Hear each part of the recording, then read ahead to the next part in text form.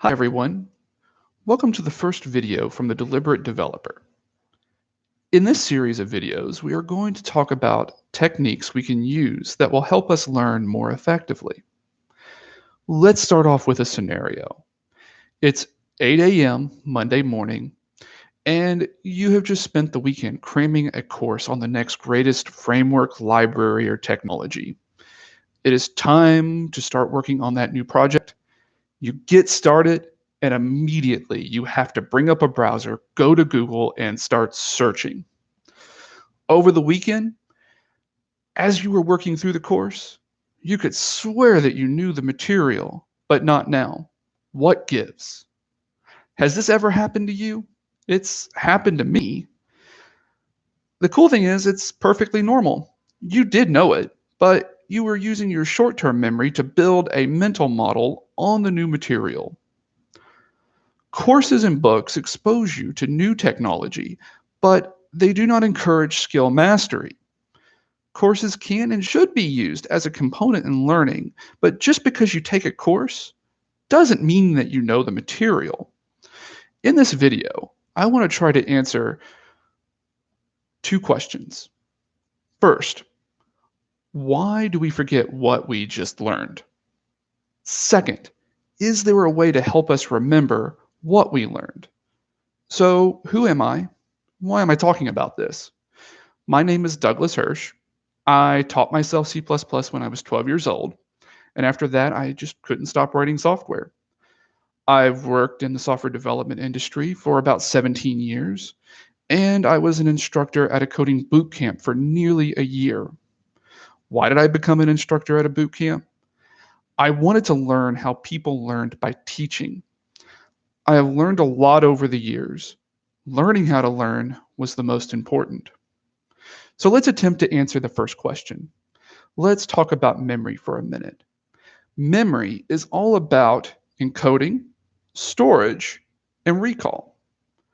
Remember how I said earlier that you did know what you were learning as you were learning it? That's because you were storing all the new information in your short-term memory. Two of the main types of memory are short-term memory and long-term memory.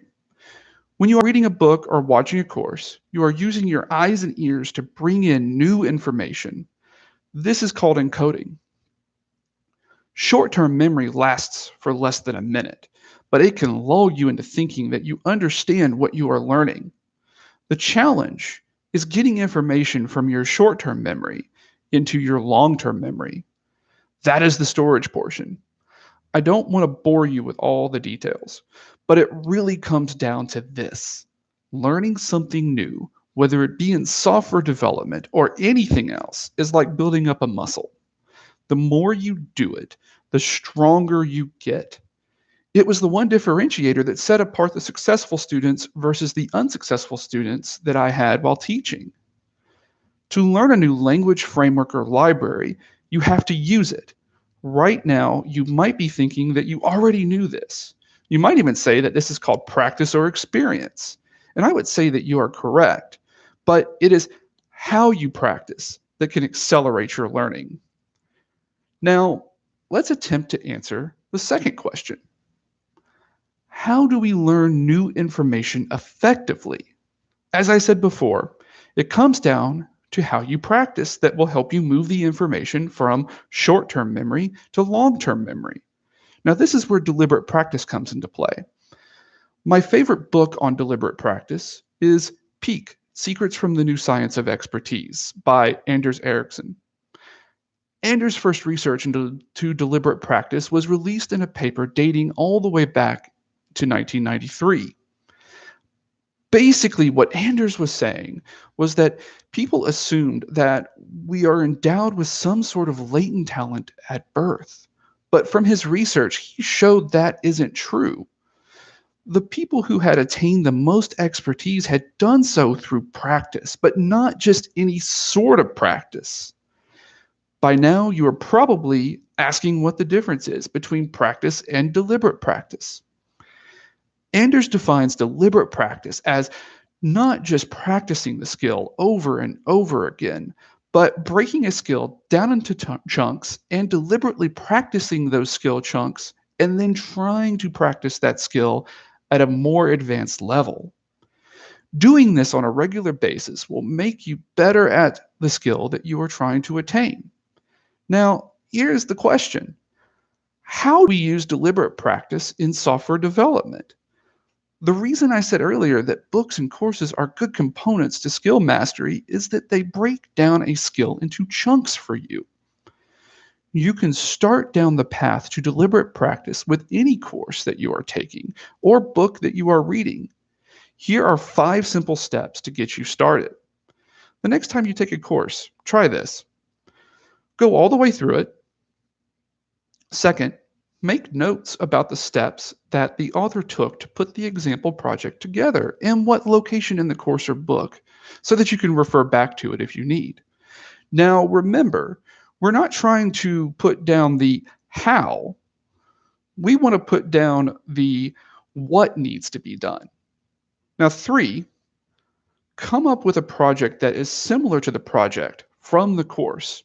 It could be the same project, just blow it all away and start from the beginning. 4, try to execute the steps. And when I say try, I mean work at it. The reason for this is how hard you try is going to affect how well you will remember. This technique is based on research too.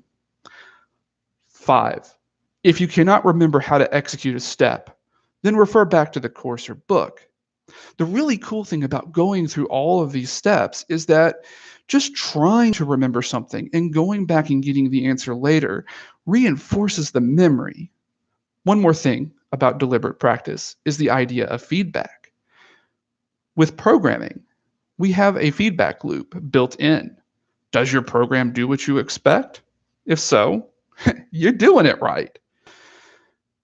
What do you need to do next? Well, I would say repeat the steps, but group more of those how-to steps into one. And when you use this strategy, you will spend more time learning, but you will attain mastery at the skill. Another benefit is that you will have several projects that you can use to showcase your new skill. One last thing, you might be wondering how often you need to work on this. Retaining the skill happens because you are remembering over time. So cramming a course over the weekend isn't particularly helpful with mastery. It really comes down to how much time you have. An hour or 2 a day should be just fine for a new skill that you are trying to pick up.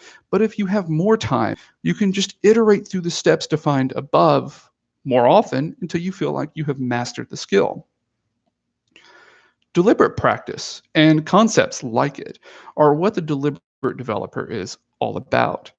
We want to help people master new skills in software development by creating courses and materials that use techniques discussed in this video. How to learn effectively is a topic that I feel isn't covered as much as it should be. If you would like to hear more about accelerated learning in the context of software development, please head over to www.deliberatedeveloper.com and join the Deliberate Developer. Members of the Deliberate Developer will get new learning content before it gets released anywhere else. Additionally, if you like this video and want more content like this, please share and subscribe. If you want to be notified right when new videos are released, click the bell right beside the subscribe button. Thank you for your time. I really do appreciate you watching this video, and I'll see you next time.